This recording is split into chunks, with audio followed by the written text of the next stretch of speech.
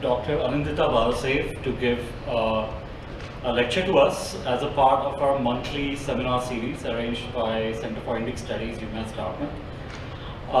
We have been arranging this seminar series for quite some time now, and it has become kind of an integral part of the monthly kind of contributing to the intellectual climate of the campus. I welcome Dr. Sukalyan Sengupta to give introduction to our author. Sukalyan is the current director of the Center for Indic Studies. Thank you, Parag, and good afternoon to you. As Parag said, we are very fortunate to have a very distinguished scholar today to speak on something which I'm sure will have resonance with all of you. Dr. Anindita Niyogi Balslev, she was formerly at the University of Copenhagen in Denmark. Now she splits her time between Denmark and India.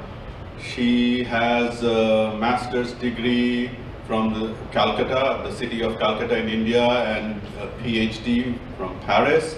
She is very well known for her work with CCC. CCC stands for Cross-Cultural Conversations.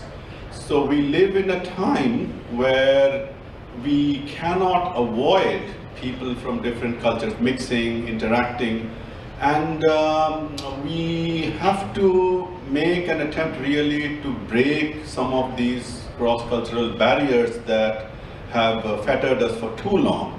So she has taken a leadership role in this. She is the founder of the CCC Forum, and she has organized many conferences in India, in the West, on this particular theme, cross-cultural conversations. She's also a very prolific writer. I have with me 4 of her books. So one of them, it says The Enigma of I Consciousness, Aham, Indian Conceptual World, Philosophical Essays, a study of time in Indian philosophy, and her latest one is the one that she edited on world religions, diversity, not dissension. So you can get a sense of how deep her scholarship is in so many areas related to philosophy, comparative religion, etc. Just one more quick thing. I have had the good fortune to have some conversations with her yesterday and today, and I'm really awestruck as to how deep her knowledge is in very different subjects: science, religion, philosophy, comparative philosophy, constructs that we sometimes use very superficially, like constructs of time and space, etc. So with that, I would like to now invite Dr. Anindita Niyogi Balslev to give her talk on the quest for a larger identity in our present time. So as you know, we kind of live with multiple identities. For me, just take my personal example.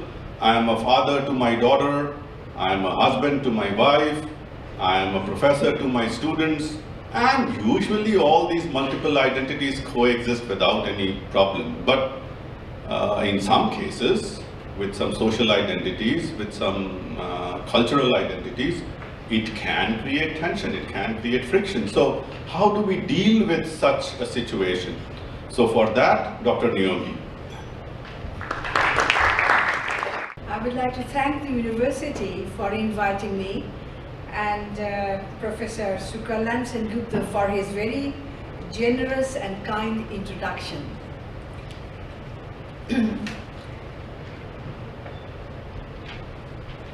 I would say that I take this as an opportunity to share with you all a quest, and that is, how do we construe a sense of a larger identity that seems to be indispensable in our time if we really wish to combat a system of violence and polarities which is surely although slowly, is engulfing us. To begin with, let me try to describe briefly what this talk is all about, what this search is all about. And the explanatory details will follow as I proceed. You can say that by and large, this talk is an invitation to all of you to think together about how we actually perceive ourselves and conceive of our identities with a view to the emergence of a sense of a larger identity, larger than what we have today.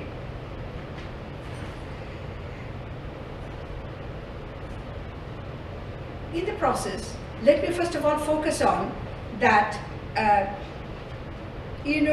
the essential system of violence and polarities that we have is very much based on monocategorization of people. Now, either we think of somebody only in terms of race, or in terms of religion, or in terms of nationality, etc. So there has created, as well as with the help of that, we are perpetuating the we-they divide. We are, I would like to say, victims of a single identity labeling. Seeking a larger identity requires a deeper appreciation of our multiple social identities. And these are the ideas that I will be slowly now elaborating on. Nowadays, we often hear that we live in an interdependent and interconnected world. It is indeed a global sharing of a technological civilization that is creating such a world. However, we seem to often forget that this interconnectedness needs to be understood not only in terms of political economy, but also in cultural terms. For this, it's not only important to recognize that we have multiple social identities, cutting across the boundaries of race and religion, nationality, ethnicity, gender, professional affiliations, and whatnot. And these identities, if you notice today, they are in the process of multiplying themselves. Yesterday, perhaps you were not a member of a political party, but today you are. And suddenly you get another labeling. Either you are a Democrat, you are a Republican, or whatever.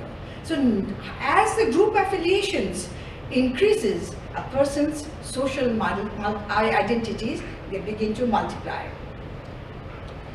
And in this connection, we must also notice that these identities are in many ways a source of enrichment for individuals.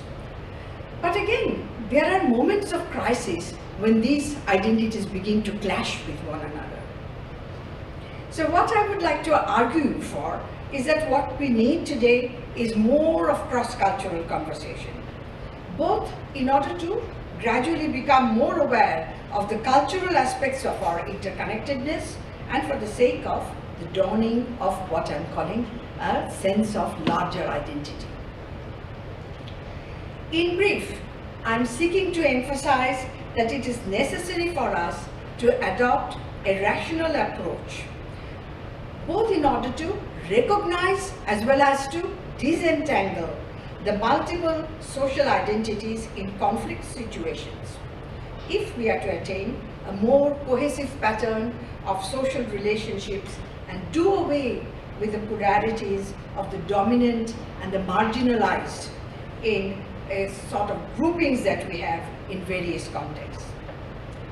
We must stop looking at each other through, as it were, a single identity lens.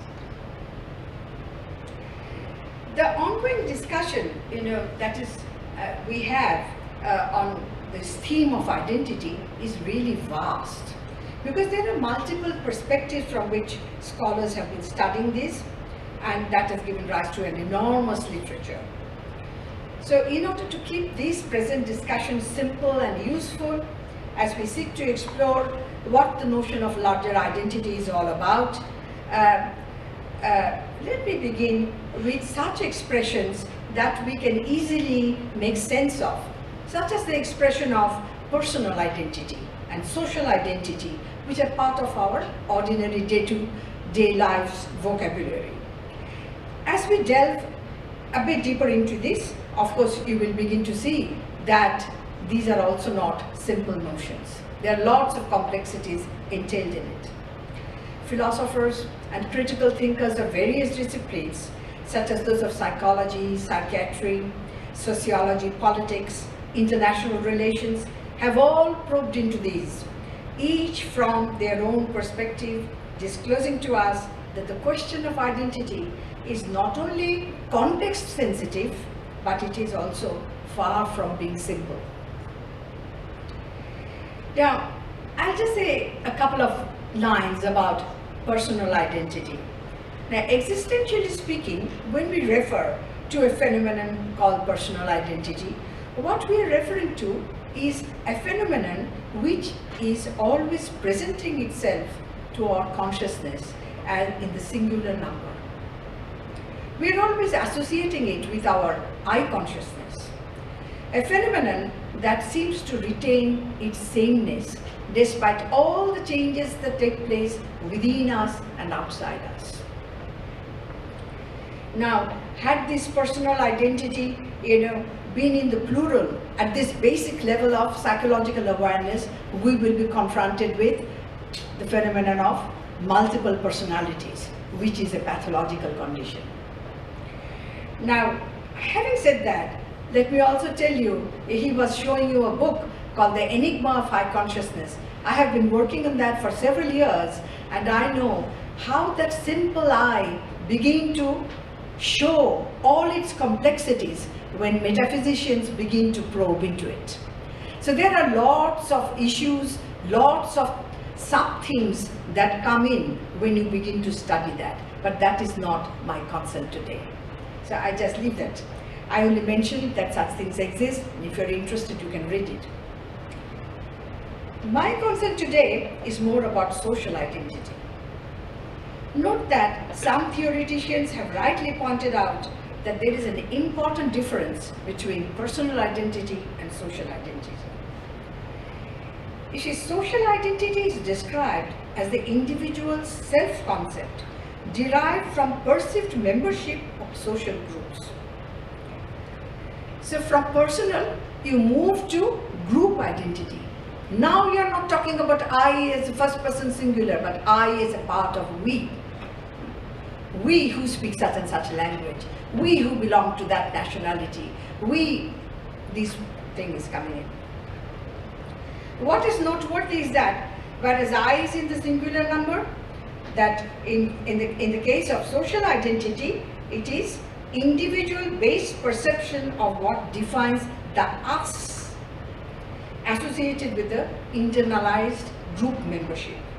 You know that you are not only just an abstract person, but that you are an American, you are Christian, perhaps you are a man, etc., etc. All these different social identities will crop up when you look into it.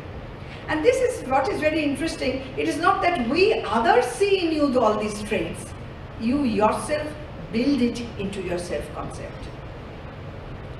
The sense of we consciousness suddenly now becomes predominant in this context, in the analysis.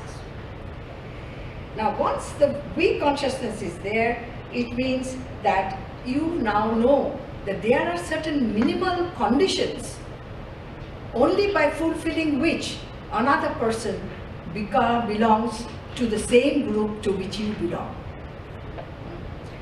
Now, this means that there is now a sense of in-group and out-group. You are a part of my group because you share my nationality, or you are a part of my gender group, or you are part of my professional group. You are within it, and the others becomes outsiders. Now we have created the distinction between the two categories of we and they. You remember Kipling's famous line, all nice people like us are we and everybody else is they. So this positive way of looking at the members who belong to the same group, so they are the nice people. Now, in the social identity theory, a person has not just one personal self, but rather several selves. and that correspond to the ever-widening circles of group membership. One can describe oneself as a member of a certain group formed with the help of such criteria as race, religion, ethnicity, nationality, gender, profession, and you can keep on. Today you can become a member of a club and you say I'm this, I'm that. You can keep on increasing the identities.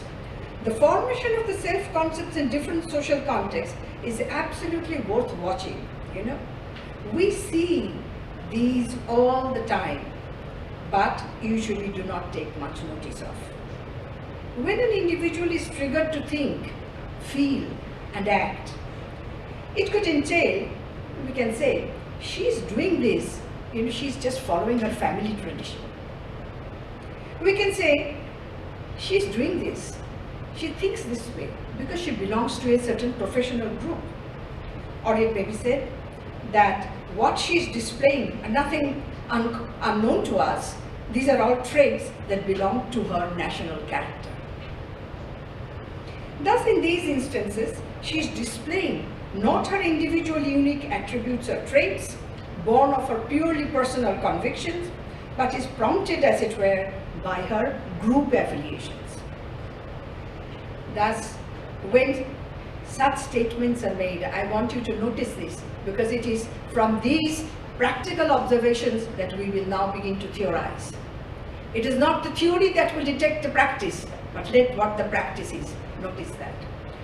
We look at a woman and then we say, she's doing this because she's a woman and a medical doctor.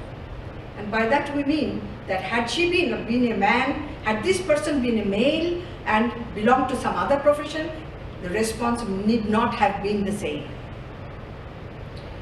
Thus, even if her personal identity may be expressed in the singular number in these instances, yet one may be tempted to say that she has multiple social identities.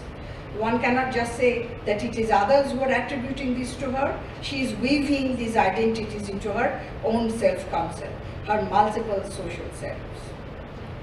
Studies show that the mere act of individuals categorizing themselves as group members may alone be sufficient to lead them to display in-group favoritism. Don't we say one doctor always protects another doctor? A man of a certain nationality is always fighting to defend another man of the same nationality? Theoreticians note that after being categorized of a group membership, individuals seek to achieve positive self-esteem by differentiating their in-group from out-group on some valued dimension. This quest for positive distinctiveness means that people's sense of who they are defined not in terms of I, but in terms of we. We do not do this. We, as most adults, do have diverse group affiliations and consequently play multiple roles in different contexts. These memberships are modes of identification that render our lives meaningful in a variety of ways. However, it's important to notice, and that I want you to see, that there are normative expectancies from each of these identities, be that national, gender, religious, specific professional affiliations. None of these are unimportant to the individual concerned. Notice that we sometimes rebuke. We say, you are an American and you judge a man by his look alone? That means we are expecting that if you are an American, you are a believer in meritocracy. You will take note of that. Then we say that you are a woman and you do not give something to a hungry, dying child. We are associating kindness as a trait with that gender affiliation. Or sometimes we say, you are a doctor and you leave that person go unattended because of his nationality and not recognize that it is a case of emergency. He is referring to the special duties of a specific professional group, etc. A patient should have been treated as a patient and nothing else. How we are all the time using these group affiliations. I would like you to notice here two things. on the one hand, that there are normative expectancies from the bearers of different social identities, and on the other hand, how in specific contexts our multiple social identities begin to compete with each other. Don't forget those examples that I have just cited.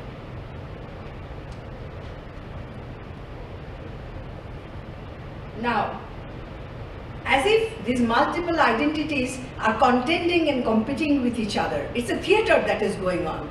What is going to come to the central stage, that will decide how you would behave.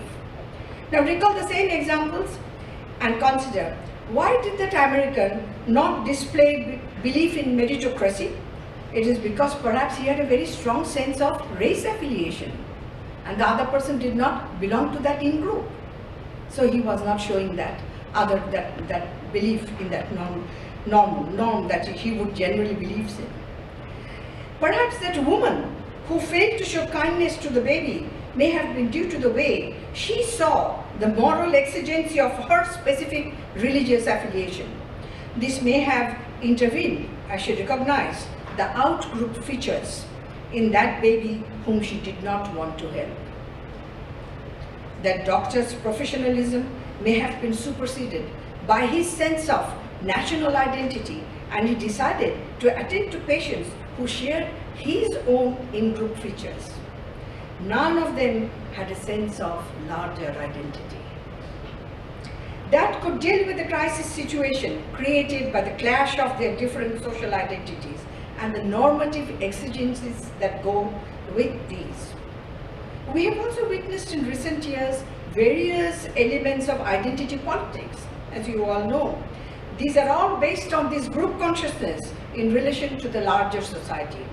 You have all heard about movements that are based on class, gender, ethnicity, giving rise to various movements, right from the Marxist version of class identity to feminist, gay, lesbian, and various forms of ethnic movements. That's how we perceive and we are conceiving our identities. I want you to notice that. It is generally the case that as individuals we are expected to have multiple group identities, and in fact most often we do manage to negotiate quite okay on a social plane and as we interact with each other.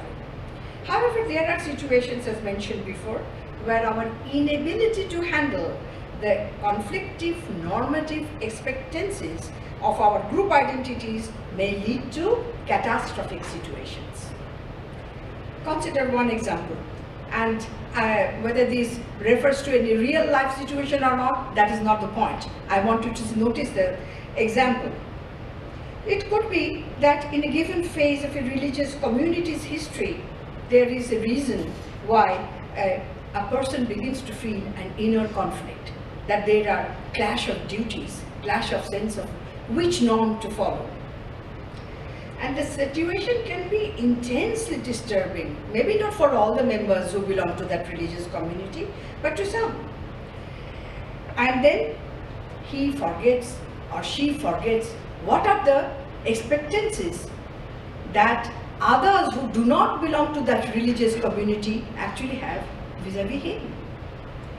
This needs to be carefully analyzed and adequately grasped, especially in order to understand what this quest of a larger identity is all about and how it seeks to transcend the single identity syndromes.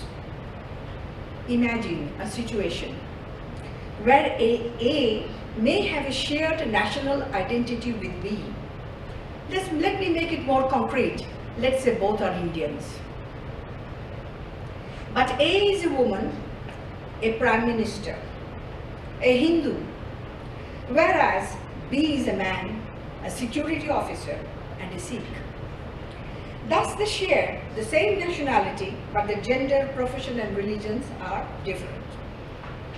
The tension in the religious context may reach an intensity that is so overwhelming for B that the normative exigencies of his role as a member of a given religious community may lead him to choose to shoot at A,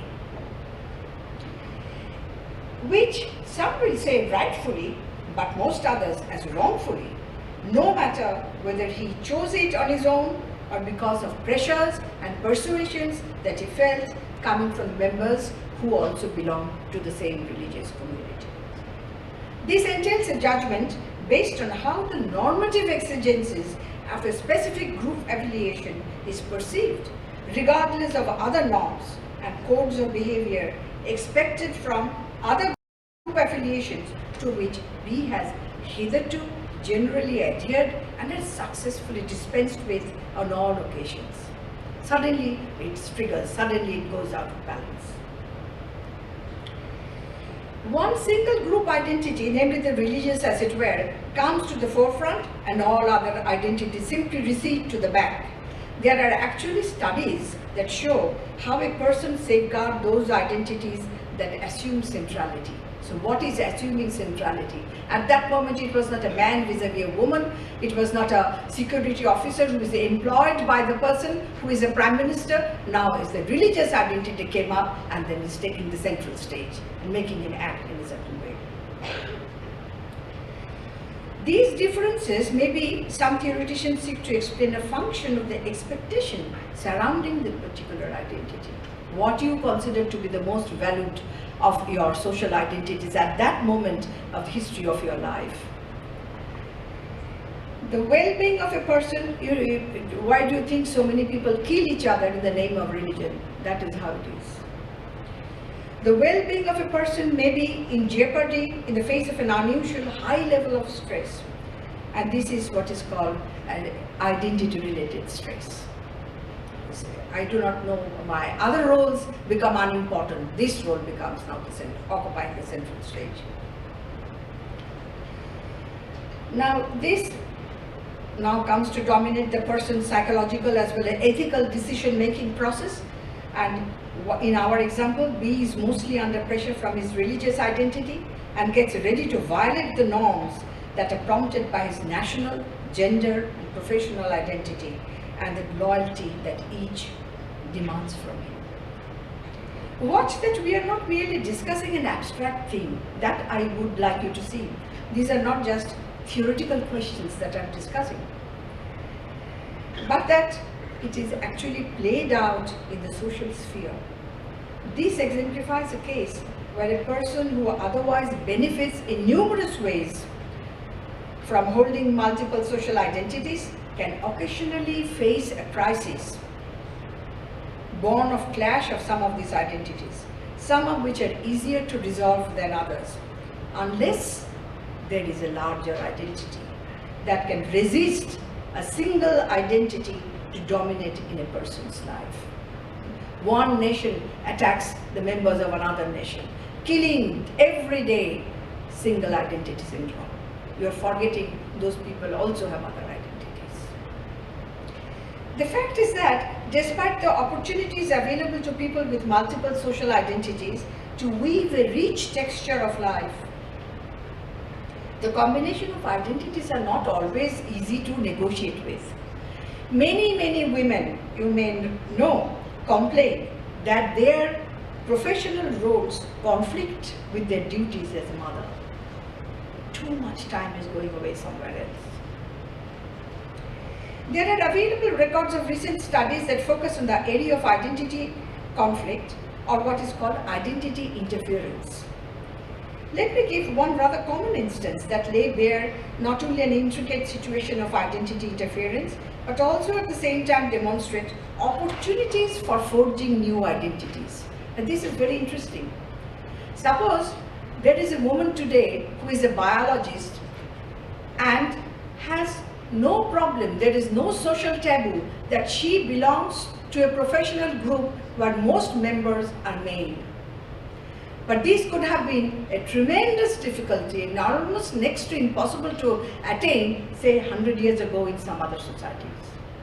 So new types of combination of group affiliations make for what some would describe as a remarkable sign of social progress.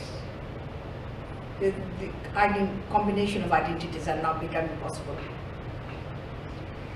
Now, so this woman can now do this, and which was not possible before. Yet, even such a situation may provide us with a classic example. Notice this. First, I'm saying it is a sign of social progress. Now see the difficulty. Classic example depicting the phenomenon called identity interference. What happens is that this may be a case where a person holding multiple social identity finds it uncomfortable to let two or more such identities to have the same status. Thus, the woman scientist may seek to underplay her gender identity. And how does she do that? And why is she doing that? She's doing it for the sake of receiving equal professional attention from her male peers. And how is she doing this? She's avoiding putting makeups. She's putting on unisex dresses in order to minimize her gender difference from the dominant members of that professional group. In other words, she wants to display, as it were, that she is not so different from the majority of the male members, silently claiming thereby that she deserves peer appreciation of the work that she does as a professional. Don't underplay my work just because I dress up differently. So now she's changing it. The identity clash is taking place. The conflict and competition among different identities is hardly uncommon. A rational approach to disentangle these to be deemed necessary, and I'm sure that the institution of war and violence that is thriving so much is actually thriving on the basis of this single identity syndromes. That is why we are willing to make such tremendous investments, both economic and intellectual, because we want to mark a group of people as the other, as a single identity labeling, so that we can do this. And we have to understand these things. Another thing which is very important to notice, that what you as an individual will never think of doing, you as a member of a group can do it. Like what? You know, there is a very famous essay by George Orwell on nationality. If you get a chance, read that essay. Nationalism has demonstrated nothing but, George Orwell says in his well-known essay, power, hunger, tempered by self-deception. Every nationalist is capable of the most flagrant dishonesty, but he is also, since he is conscious of serving something bigger than himself, unshakably certain of being that he is right in doing that. I want you to very carefully observe these words, conscious of serving something bigger than himself. When one says that, it is not the same as that you are enlarging your sense of personal identity. Rather, you are dissolving your personal identity in order to serve the cause of a group, a community, a nation. However ill-defined any of these concepts may be. There are ample records of different scenarios where one of our many identities take over, causing huge distress. Sometimes on a personal level it does, and sometimes it does it on a collective level. There is a lack of institutional mechanism that could intervene on such occasions. When a person is undergoing such crisis, there is no mechanism. No one has ever taught us how to deal with this in a gentle, cautious manner. We are unprepared. So, how, in the name of what, then we can ask for a larger identity, where we are becoming more and more inclusive. Our sense of we is becoming larger and larger. That does not mean you are not accepting diversity, but this one single way of labeling others that causes us to direct our violence, our aggression towards a person or towards a group, that will be checked with the emergence of a larger identity. Now, that is the main thing, and now I just want to tell you a little bit about why I think cross-cultural conversation is something very important for us to engage in. You know, the CCC forum that Professor Sengupta was so kindly referring to was born of my own research experience. I have witnessed firsthand how via our cognitive discourse we pass old prejudices and misleading information to our next generation. and thereby create enormous obstacles in the domain of meeting of cultures and encounter of all religions. I have written about this elsewhere, so I will not repeat all that, and there has been many conferences, from publications are available. What I want to see CCC as seeking to accomplish is not merely to bridge the gaps between, huge aggregates of cultures, like we say, East and West and things like that, but more urgently to cross hard boundaries that are erected through the employment of such criteria as religion, race, gender, ethnicity. We are erecting these boundaries. And these are not just for acknowledging our differences, the diversities that we respect, that we value, that we find to be non-negotiable. But we use these as hard boundaries, as if we cannot cross these. These are our barriers. And that is what cross-cultural conversation has to fight against. Note that until recently in the dominant discourse, those who have the status of being others, dominant discourse, you are all university students, notice that. It is always those who in the societal sphere are others, they are never the interpreters, they are always the interpreted. They are always the interpreted. It is time to diagnose as well as correct these imbalances that are still prevalent in our public discourse. We need to find out in collaboration, where must lie our ultimate allegiance? That is the question. Where must lie our ultimate allegiance, and which are the guiding principles that we must all acknowledge across boundaries? That is certainly one way of letting emerge a sense of a larger identity. The aim of the CCC Forum is to gradually enable us to perceive ourselves as members of a multicultural global community, where there is a sense of partnership for various purposes. It may be social purpose, maybe political, maybe economic, and so on and so forth. Most important is that we begin to forge a bond of civility that binds us as partners, which we guard against all possible disruptive forces. We will acknowledge, we will have clashes of views, we will have diverse opinions, disagreements, let that be. But that bond of civility that we will not allow to be disrupted. The new institutional mechanisms have to be created, which are actually absent. And this is needed. When I speak about all that, please remember, I'm not talking about the emergence of a sense of a fictive oneness. Not at all. Nothing illusory one should go for. But this is something, it is attainable. Instead of so much investment for the sake of, for the cause of violence, imagine the astronomical figures of resources that are being spent for the weapon industry, but what little, when it comes to the culture sphere, suddenly all money dries out. So these are something we have to become aware of, and we must not let that just go. In a world which is so divided, conversation across those lines that seem to divide us is urgently needed. We must talk ethically as well as politically for the sake of our collective social well-being. There is practically no substitute for the living exchanges of words and sharing narratives in an open conversational forum. This provides an opportunity to learn to listen carefully as a partner, where the experiences of oppression, marginalization, and humiliation of one, we must learn to see how these are intertwined with those of exploitation, domination, and arrogance of another. That is human history. The victory of one means the defeat of another. Prosperity of one has meant the poverty of another. This has to be, when we talk about living in an interconnected world, we have to know these things.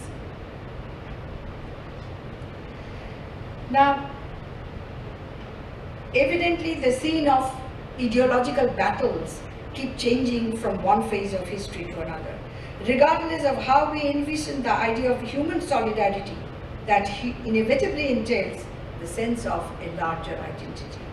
United Nations does not function. Why? These things have to be understood, and these have to be understood at that level where you are as university students. Conceptually speaking, fostering human solidarity poses an altogether different kinds of challenge in our time, since its construal today must reflect the ground realities. It's not the same kind of ideological tools that could be used, let's say 50 years ago. Today we cannot use that. And I could actually give you several examples why it cannot work. There was a time, we were talking about universalism. And by that actually meant the universalization of the dominant paradigm. And so this is why this cannot be accepted anymore. Then there is the opposite. We must go for cultural diversity. And then you find the radical version of what is called relativism in an extreme form. They would say, these are all different conceptual worlds. We do not know how to deal with the Chinese. We do not know how to deal with so and so and so and so, because they live in a different conceptual world to which we have no access. This is also another extreme form, because this is also not true. Everything is transcendental. Now, I just want to slowly end this so that you have some time. I want to learn something from you also. So these stances, incapable of bringing about any positive change unless we are learning to engage in cross-cultural conversation and find out what are the real concerns and how do we build the bridges where there are very big gaps and that our educational systems are not at all attending to it properly. In this era of living in an interdependent and interconnected world, the multiple social identities, which is increasingly widening with the proliferation of group affiliation on the basis of freshly invented range of criteria, a sense of larger identity is to be respected and vigilantly contained within the complexity of contemporary, the wave of contemporary life. Now, this is what I wanted to say, that we must not think that this is a dream, sort of a hopeless dream of a conflict-free globe, but a recognition that there may just be other ways and mechanisms hitherto untapped for resolving conflicts as these surface, other than investing astronomical amount of resources, both intellectual and economic, in order to serve the institution of violence and war. That is what we are living in. We are living in a system of violence and polarities. And this system has to be fought. And here I must also say, this is very important to understand that human history has been nothing but where the defeat and humiliation of a people or a tradition has been the story of glory and victory of another. This paradigm has to be changed. This paradigm has to be changed. This is why I was so touched when I used to read the freedom movements in India, and where you find Mahatma Gandhi using the slogans during the freedom movement. He's not saying, now for the sake of nationalism, go and be violent towards the British. He's saying, fight against the system, not against the people. The system has to be fought. The system has to be fought. He's seeing the oppressors also as victims of a system. Now,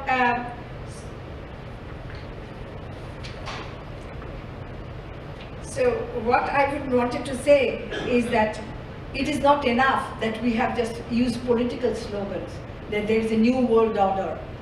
The new world order does not emerge from the blue, it does not fall from blue sky. It does not happen that way.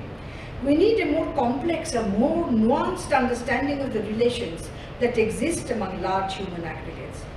We need those stories of our collective past where success and failure, prosperity and poverty will be told in a manner that their interconnectedness will become transparent, where concerns of economic, politics and ethics will intersect with each other. This process is sure to gather momentum when many of us will actively participate and examine a variety of questions that are still not within the ambit of an open public discourse. And that is what cross-cultural conversation is all about. No matter which kind of group affiliation we have today, none can maintain its pristine distinctness. That time is gone, that we will just keep ourselves to ourselves. To be obsessed by our membership of a single identity group formation is to seek in vain the triumph of latest forms of tribalism. So that's all that I was saying. So let me just restate it and close it. I was saying that no unwarranted reconciliation of difference is helpful, but there are differences, acknowledge those. Overemphasis of difference that are trivial need not be encouraged. The challenge is to figure out how to transcend the narrow loyalties that whip up communal passions in the name of ethnicity, nationality, religion, and get ready to assume a self-critical posture in order to wage a non-violent battle against a system of violence. During the freedom movement, what Gandhi did is actually amazing. He said, hate the system, do not hate the people. Hopefully, as time passes, we will hear the call for a larger identity. That's what I'm hoping. But in the name of what? In the name of what principle such a call will be heard? It's very interesting. You know, when you look at philosophical persuasions, you will see that some people, you know, there are two broad classes of philosophers who would say, some will be the essentialists. They would say that there is such a thing, there is a common essence that runs through every individual. That is the human essence. It is in the name of humanity that we can ask for a larger identity. These are the secular essentialist philosophers who speak in that term. Those who are religious minded, what do they say? They say, we are all children of God. And that is the way they are finding the common principle. But then there is a band, a big group of philosophers who are not essentialists. They are not saying there is anything which is already there, which is common, which is a common essence. Then, in the name of what should we ask for? Larger identity. We'll talk about human solidarity. They are talking about that this is something we have to invent. This is something we have to find out. Because it is not something which is already there. It is not to be found, but to be made. That is what we will have to do. My conclusion is, no matter in the name of what kind of mental makeup we have, what kind of philosophical persuasions would actually help us to let emerge such a sense of larger identity, that let that be, let all of them come to the surface, so that most of human suffering, which is man-made, which is the case now, remember, given the mortal frame of life, most of human suffering is man-made. And that can stop only when we know how to include others in the range of we. To me, the dawning of a larger sense of identity entails a refusal to let a system of violence and polarities to engulf us. A more inclusive we sense is required despite the acknowledgement of all the differences. Thank you.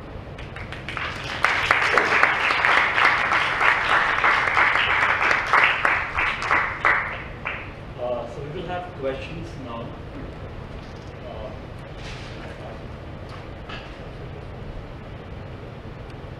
Yes. So I agree with everything you're saying on this whole scale of trying to find that larger group to associate with.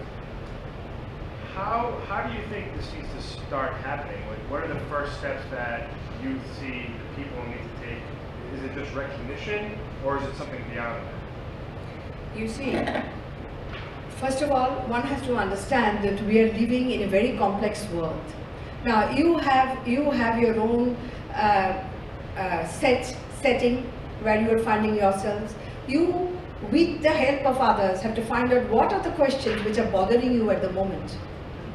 Which are the issues that are creating this we-they divide bigger and bigger by the day.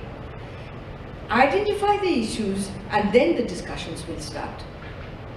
And one should not think that in one night, overnight, we will solve the whole problem. It never works that way.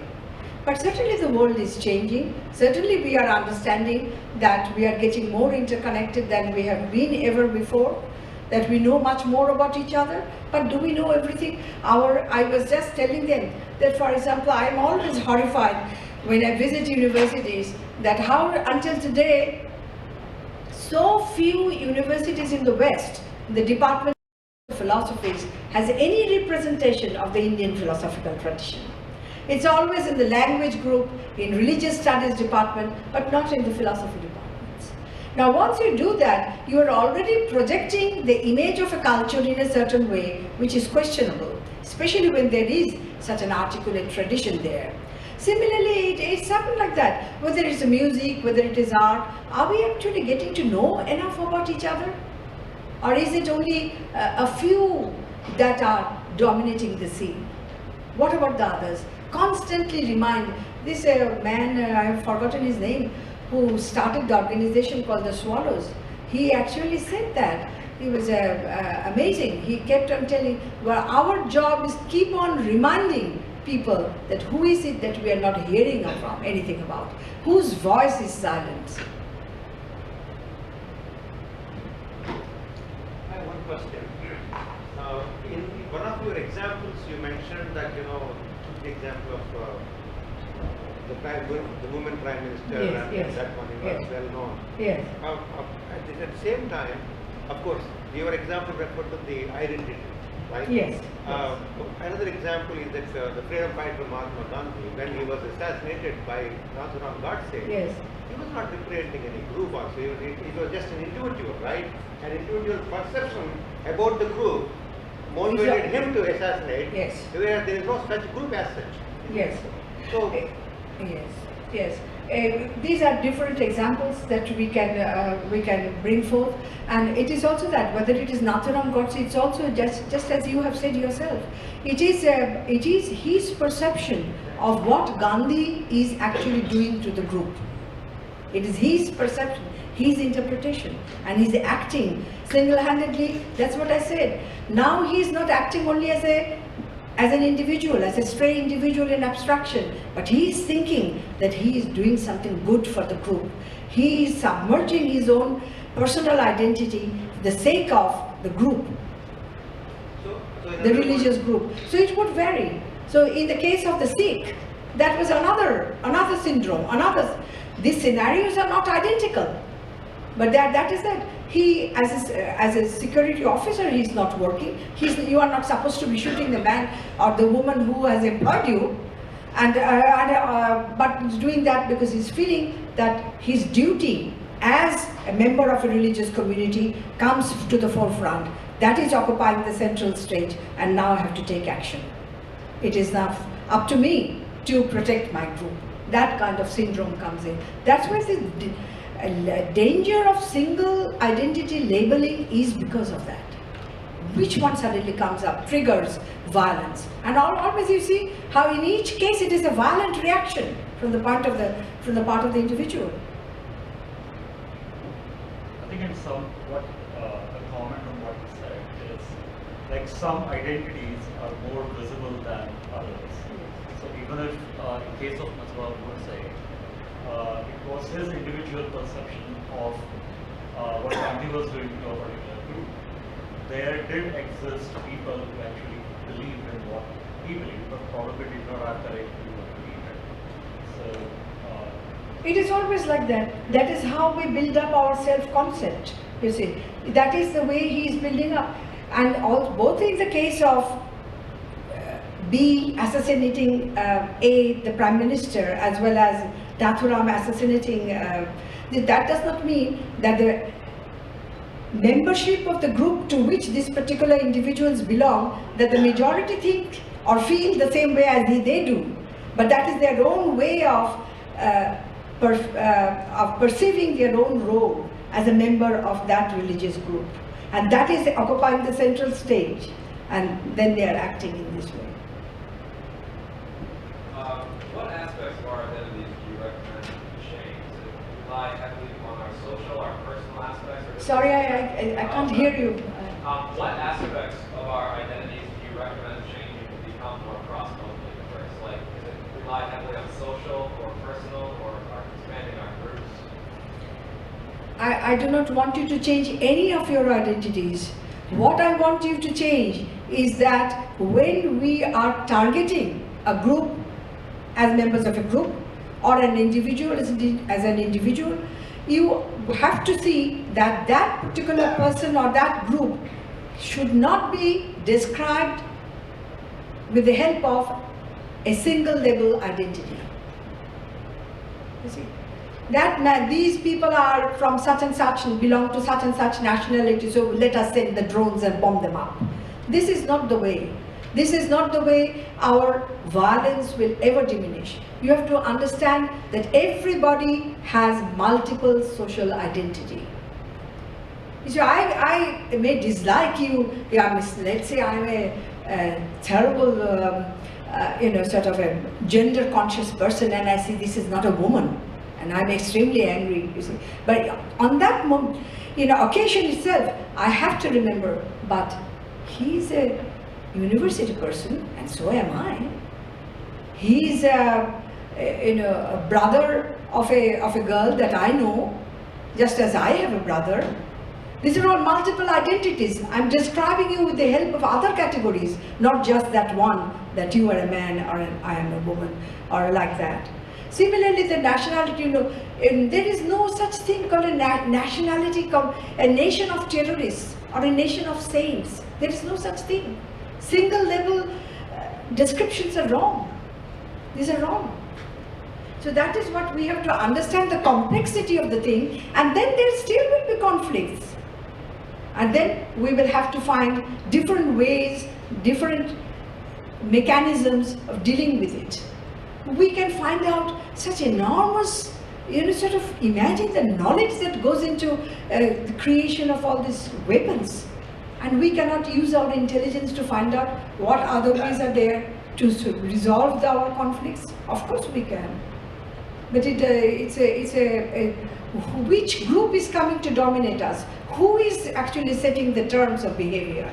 That is what we have to face and squarely face. I think there's, okay. It was a very beautiful discussion describing the personal identity, social identity, and then how various types of I, we, and they conflict with each other. Yes. My question is, even at personal level, we have multiple identities associated, an identity, for example, associated with I am body. Another identity associated with I am mind. Another identity associated with I am intellect. Another one associated with I am a soul. So we have to have first a removal of conflict between these identities as well. Well, that's why I started by saying that when you do this I consciousness, all the questions that you are raising, that is an analysis of personal identity. That's why I made a distinction between personal identity and social identity. Today we have been discussing social identity. But my book is about I consciousness and dealing with exactly the questions that you are asking. Okay, I have to read this. Yeah. There was a question there. Since you bring up the question of social identity, I'm just curious about your interpretation of how India as a nation has evolved in terms of social identity since its independence to the current state. And do you see an evolution in identity, or means the concept of India or Bharat or whatever we want to call it itself is, I think, a challenging social construct. So how do you see that having evolved in the last 60 plus years of our independence? And you know, when you compare that to, let's say, the US as an example of 300 years of independence, where they started with a German, Irish, and various other identities, and their amalgamation. Do you have some thoughts on that? And do you see it evolving in a similar manner in which the US is well in terms of identity? It's a very deep question. You see, you have to remember the interesting characteristic of the Indian civilizational paradigm. Indian paradigm, civilizational paradigm, has always been supportive of diversity. It's always been that. That does not mean that the actual historical unfolding, we have not had clashes. Of course we have had. But still, take the most common theme for conflicts and clashes, let alone Europe and everywhere, you will find religion has played a very big role. And then, especially if you read Vivekananda, you will see the amazing analysis he has given. But in India, for example, the whole, I do not know from what is the source, from the Rig Veda's time already we have this tendency, always the teaching is there, always it is sort of inundating the whole cultural soil by saying the truth is one, the real is one, the sages call it by different names.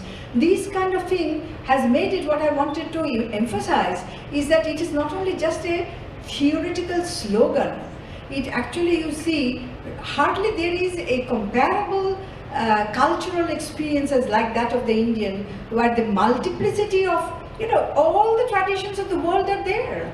I was doing this conference last year. I found all the 9 major traditions, actual living practitioners, adherents of these traditions, have made India their home. Now, this is there. That does not mean that there will not be political intrusion, that to try to fight groups one with the other, that is there. Of course, it is going on also in India, but at the same time it is contained. Our cultural resource is so rich that way that I do not think that those who will oppose it can ever win, not in the long run. And the United States is the other great country where you see, which has made room for everybody in a way. It is there. That does not mean there are not dominant groups. Of course there are. So are there in India also. But yes, there are certain similarities between these two countries' socio-political life. There are things like that. And in India, there will come, all these problems will come, but there will always be, sort of tendency to tap from the resources that has allowed India to be India. And that is what I think. You mentioned something about, as an example, a doctor refusing a patient.